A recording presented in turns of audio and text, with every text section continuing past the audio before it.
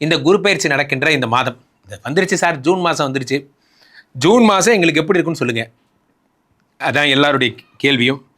ஏன்னா ஜூன் மாதத்தை பற்றி எல்லாருக்கும் ஒரு கனவு. இந்த குரு பயிற்சி நடக்கின்ற முதல் மாதம் சார், நான் சும்மா சூப்பர்வைசராக இருந்தேன் சார், இப்போ நான் ஓவரால் ஹெட் ஆகிட்டேன்.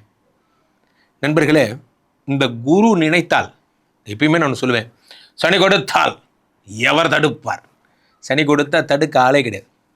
ராகு நினைத்தால் என்ன வேணால் செய்வார். ஆனால் குரு நினைத்தால் ஒரு உலகத்தை நல்லா வருவீங்க. இதில் என்ன ஆச்சரியம்னா சூப்பராக வருவீங்க. அடுத்து சனி பகவான் 7.5 சனியாக உட்காந்துருக்கார். அதை குரு பகவான் பார்த்து காம்பன்சேட் பண்ணிடுறார். 7.5 சனியிலேருந்து உங்களுக்கு விலக்கு. இதில் ஒரு நல்ல விஷயம் என்னென்னா, புத பகவானை பற்றி பேசுகிறோம். புதன் இவர் யார்? உங்களுக்கு 3, 6 கடன் மற்றும் வியாதி கடன் கஷ்டத்தை காசு இல்லாமல் கூட சும்மா ஈர துணி கட்டிட்டு கூட உட்காந்துக்கலாம். ஆனால் கடன் மட்டும் வாங்காதீங்க. கடன் வாங்குறதுங்கிறது நம்ம கௌரவத்துக்கு அசிங்கம். அதை மனசில் வச்சுக்கோங்க.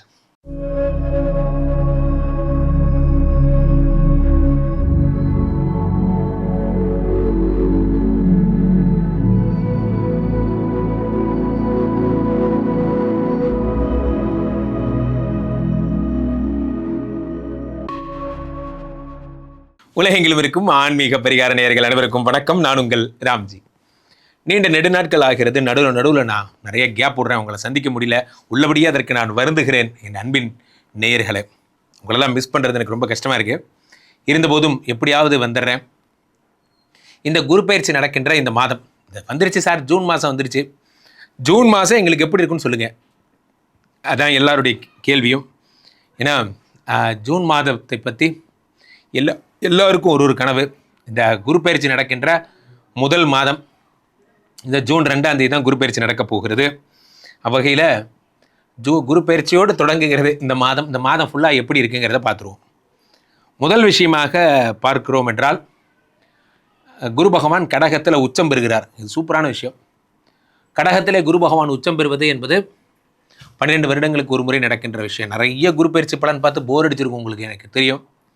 மேசராசிக்காரர்களுக்கெல்லாம் உங்களுக்கு 2 கூடிய சுக்கிர பகவான் 4ஆம் இடத்திலே பழம் நழுவி பாலில் விழுந்து அது நழுவி வாயில் விழுந்ததாம். அந்த மாதிரி பொதுவாகவே நண்பர்களே, சுக்கரன் அப்படின்னாலே என்ன, உனக்கெல்லாம் சுக்கர திசடா அப்படிம்பாங்க.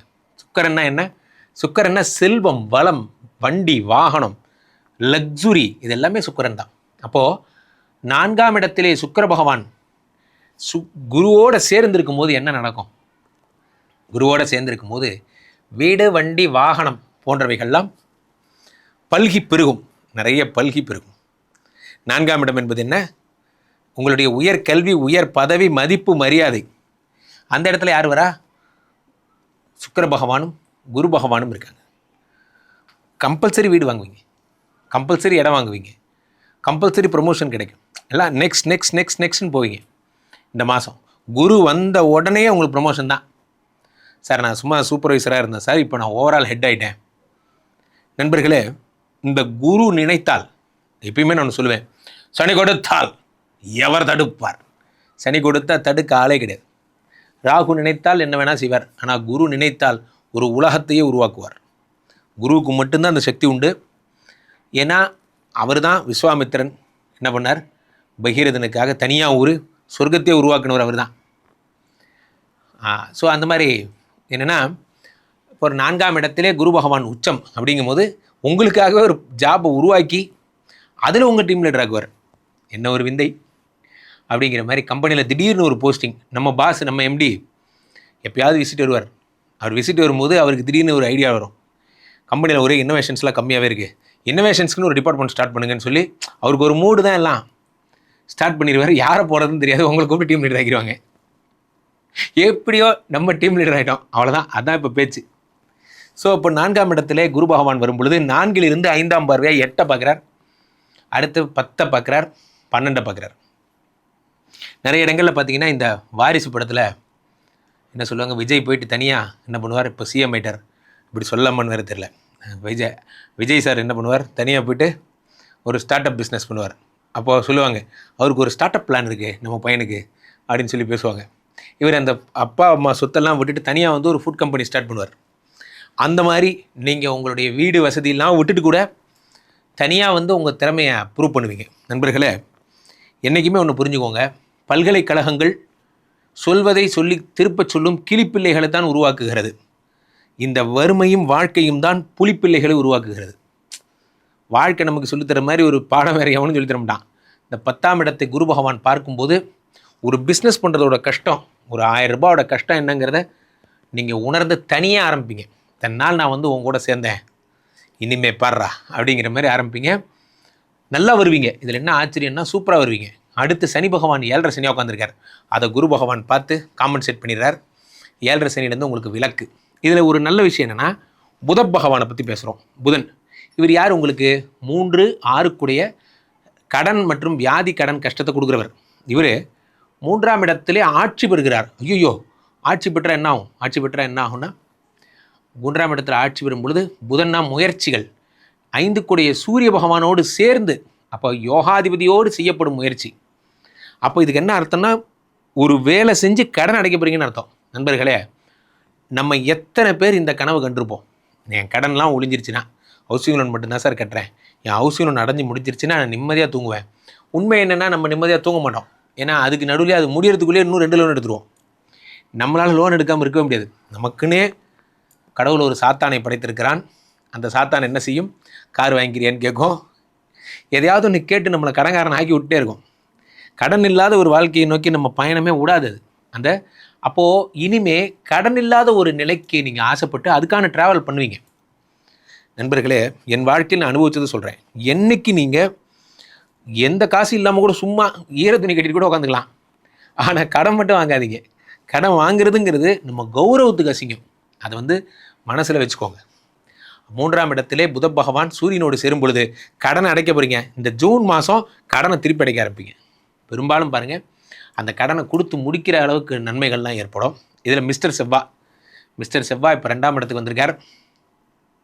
2ஆம் இடம் என்பது தனஸ்தானம். தனஸ்தானத்திலே செவ்வாய் பகவான் இருக்கும்போது ரியல் எஸ்டேட் பண்ணுறவங்க, பில்டிங் கட்டுறவங்களுக்கெல்லாம் கடகடான்னு ஏறிடும்.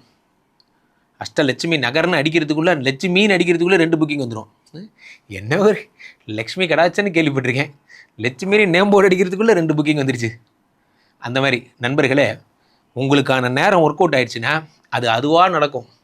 நீங்கள் ஒன்றும் செய்ய வேண்டாம். ஆக மேஷராசிக்காரர்கள் ரொம்ப சூப்பராக இருக்க போகிறீங்க. ஒரு விஷயம் இப்போ கூட நான் ஒரு இதில் பார்த்தேன். என்ன? வாழ்க்கையில் இந்த 4ஆம் இடத்துல சுக்கிரன் சேரும் பொழுது ஒன்று புரிஞ்சுக்கணும். கெட்ட பேர் எடுக்கிறதுக்கு 4 விஷயங்கள். ஒன்று என்ன? வள்ளுவர் சொல்கிறார். ஒன்று நிதானமின்மை, மறதி, சோம்பேறித்தனம். இதெல்லாம் ஆஃபீஸில் இல்லாமல் பார்த்துக்கோங்க. ஏன்னா 12ஆம் இடத்து சனி பகவான் வேலையில் ஒரு டயர்டை கொடுப்பார். நம்ம டயர்ட் ஆகிட்டு அதுக்கு ஒரு லாஜிக் சொல்லக்கூடாது. ஆமாம், நான் டயர்ட் ஆனது கரெக்டுன்னு சொல்லக்கூடாது. டயர்டே ஆகக்கூடாது. அதுக்கு என்ன வழியாக அதை பாருங்கள். இப்போது மேஷராசிக்காரர்கள் 12ஆம் இடத்து சனியை குரு பார்ப்பதால் இனி தடவை சனியை வச்சு நீங்கள் ப்ராப்ளம் நினச்சிக்காதீங்க. நல்லா இருக்க போகிறீங்க. ஒரு விஷயம், இறங்கிட்டீங்க, இறங்கி ஜெயிக்க போகிறீங்க. சூப்பராக இருப்பீங்க. தொடர்ந்து கேள்விப்பட்டிருக்க இந்த 2 நபரை கூப்பிடுங்க. உங்களுடைய சொந்த ஜாதகத்தை பார்த்துக் கொள்ளுங்கள். உலக புகழ்பெற்ற நமது விஸ்வரூப விஷ்ணுமாயா இளைஞர்கள் இருக்கக்கூடிய புனிதமான இந்த ஸ்ரீமடத்திலே தினசரி நடக்கின்ற விஷ்ணுமாயா ஹோமங்களில் கலந்து கொள்ளுங்கள். மீண்டும் ஒரு நல்ல பதிவில் சந்திப்போம். நன்றி, வணக்கம். என்னை தொடர்பவர்கள் ராம்ஜி சுவாமிகள் அப்படிங்கிற அந்த இன்ஸ்டா பேஜை ஃபாலோ பண்ணிக்கோங்க. நன்றி. இங்கே ஸ்தாபிதம் செய்யப்படுகிறார் விஷ்ணுமாயா. அது தமிழ்நாட்டில் இங்கே போரூர் கார்டன் ஃபேஸ் உள்ள ஸ்ரீமடத்தில் மட்டும்தான் இருக்கிறது. வேற எங்கேயும் இவருக்கு ஆலயங்கள் கிடையாது. நம்மளுடைய வேலை இல்லை, குழந்தை இல்லை, நமக்குடைய எதிர்காலம் கேள்விக்குறியாக இருக்குது, கள்ளத்தொடர்பு, ஏமாற்றம், துரோகம் போன்ற பிரச்சனைகளுக்காக ஸ்பெசிஃபிக்காக பண்ணுற ஒரு ஹோமம். இந்த ஹோமம் 48 நாள் தினமும் பண்ணுறோம். இப்போ நீங்கள் புக் பண்ணுறீங்கன்னா இன்னிலேருந்து 48 நாள் இந்த ஹோமம் பண்ணி உங்களுக்கு அந்த பிரச்சனைகளை சேலஞ்சிங்காக சரி பண்ணி தரோம். ஸோ விஷ்ணுமாயா சாத்தனுடைய ஆலயத்திற்கு நீங்கள் வாருங்கள், இந்த ஸ்ரீமடத்திற்கு வாருங்கள், வந்து இந்த ஹோமத்தில் கலந்து கொள்ளுங்கள். இதை பற்றி தரவுகள் கீழே போயிட்டு இருக்க நம்பரை கேட்டு தெரிஞ்சு புக் பண்ணிக்கிட்டு இந்த ஹோமத்தில் நீங்களும் பங்கெடுக்கலாம்.